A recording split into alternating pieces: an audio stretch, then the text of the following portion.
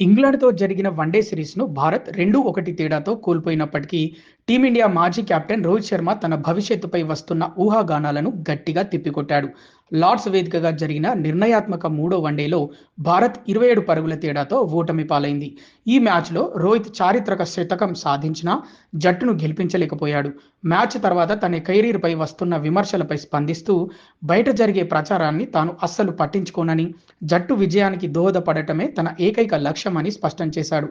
ఈ విషయంపై బీసీసీఐ విడుదల చేసిన వీడియోలో రోహిత్ మాట్లాడుతూ, "నా పని బ్యాట్‌తో దేశానికి, జట్టుకు ప్రాతినిధ్యం వహించడం.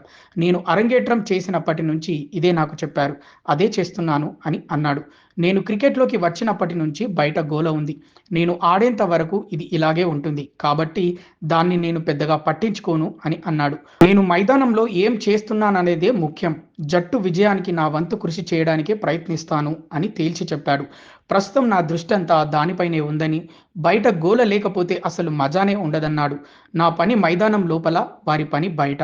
నేను ఇలాగే చూస్తాను" అని తనదైన శైలిలో బదులిచ్చాడు. లార్డ్స్‌లో వన్‌డే సెంచరీ సాధించిన తొలి భారత బ్యాటర్‌గా రికార్డు సృష్టించినప్పటికీ జట్టు ఓటమి చెందడంతో తీవ్ర నిరాశకు గురైనట్లు రోహిత్ అంగీకరించాడు. "ఫలితం కొంచెం నిరాశపరిచింది. మేం మంచి క్రికెట్ ఆడుతున్నామని భావించాను. బర్మింగ్హామ్‌లో అద్భుతంగా ఆడాం. కార్డిఫ్‌లో బ్యాటింగ్‌లో వెనుకబడ్డాం. ఇక లార్డ్స్‌లో భారీ లక్ష్యాన్ని ఛేదించాల్సి వచ్చింది. బ్యాటింగ్‌తో మేం చేయగలిగిందంతా చేశాం. కానీ 20-25 పరుగుల తేడాతో ఓడిపోయాం" అని విశ్లేషించాడు.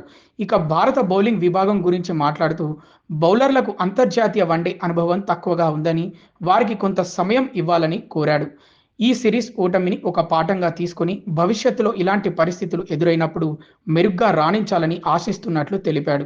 ఈ మ్యాచ్‌లో కోహ్లీతో తన భాగస్వామ్యంపై కూడా రోహిత్ స్పందించాడు.